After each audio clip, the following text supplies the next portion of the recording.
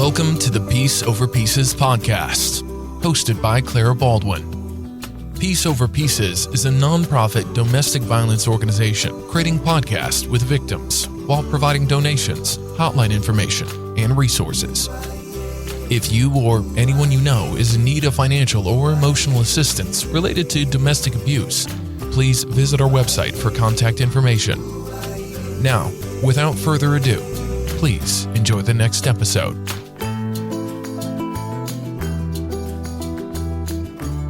Hi, my name is Katrina Carter, and I am a survivor of domestic violence.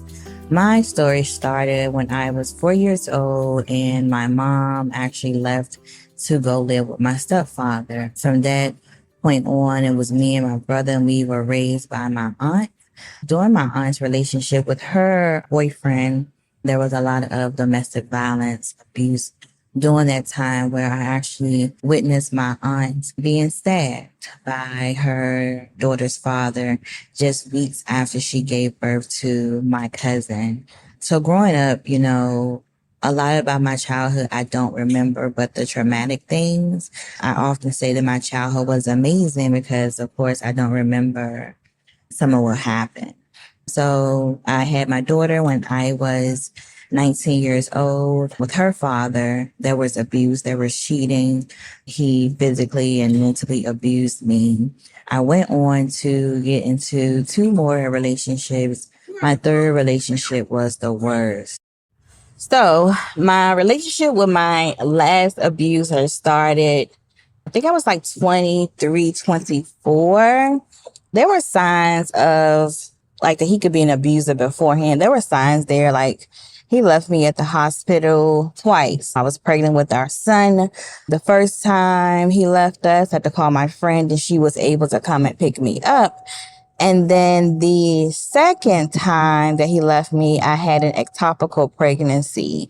And I ended up having to go into the hospital because of the ectopical pregnancy. And with that, he left me. I had to catch a cab home. I will say that, I didn't leave. I stayed, of course, because in my mind, it was pretty much like, okay, what did you do? You made him angry. The usual kind of crazy way of thinking. And so he went on to have my son. My son came home after about 4 weeks of being in a NICU. He came home. And so that's when all hell broke loose. We got into an argument. He would tear down every single apartment that we lived in. He would tear the refrigerator down. He put dents in the walls. And I can remember when I was working at this hospital and he came home in the morning like he usually did. And we got into an argument and he kicked me in my back and kicking me into the closet. And so I ended up leaving and going to work. And I got to work and my coworker said, "Katrina, there's something on your back."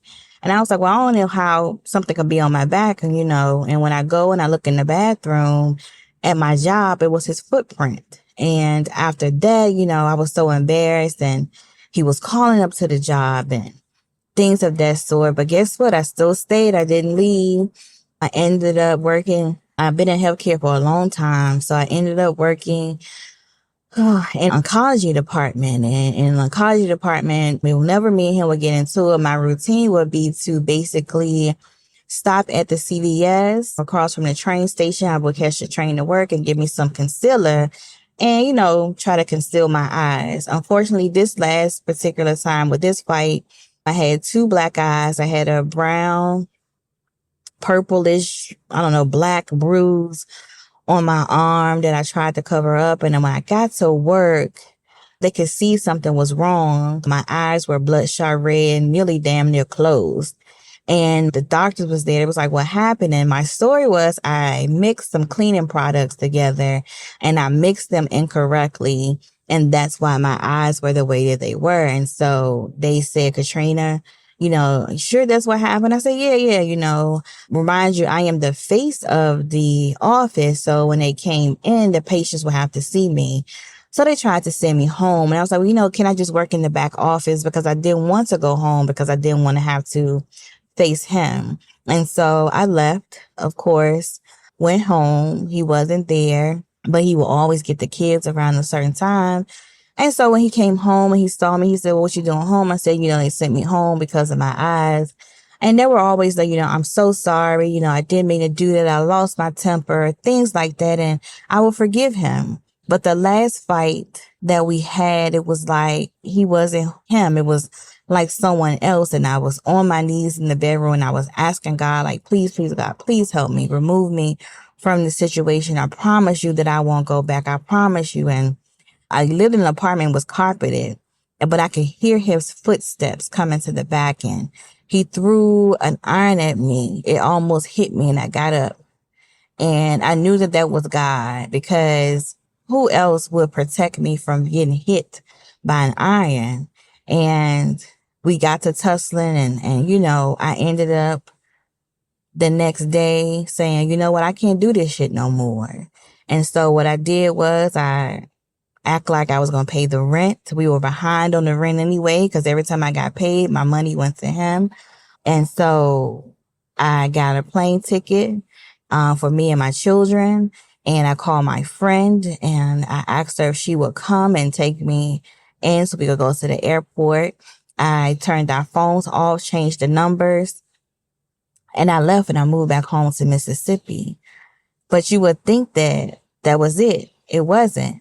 February of 2014 was when I left. In February of 2014, around Valentine's Day, 2 weeks after I left, he came to Mississippi. I paid for him to come to Mississippi and we got into it again. Really huge fight.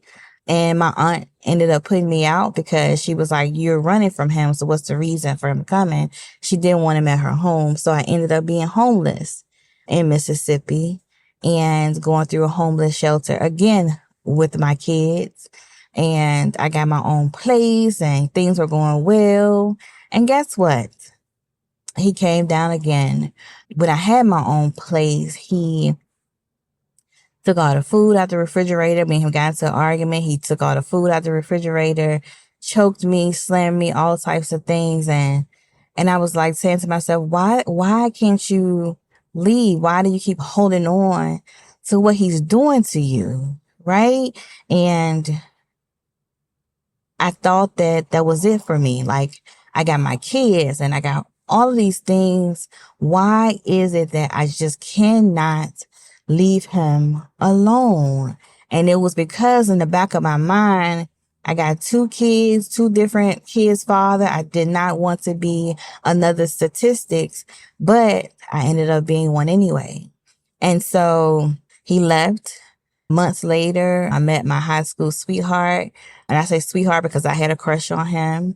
We got married in May of 2016, and we're still together till this day. I have founded my nonprofit organization. It's Incapable Bondage, where I tell my story and I focused on how trauma during your childhood can cause you to go into these type of relationships, these type of friendships where you're being treated like you're less than and not enough. And so our motto at Incapable Bondage is healing is a process that takes reliving what has hurt you in order to walk in your purpose.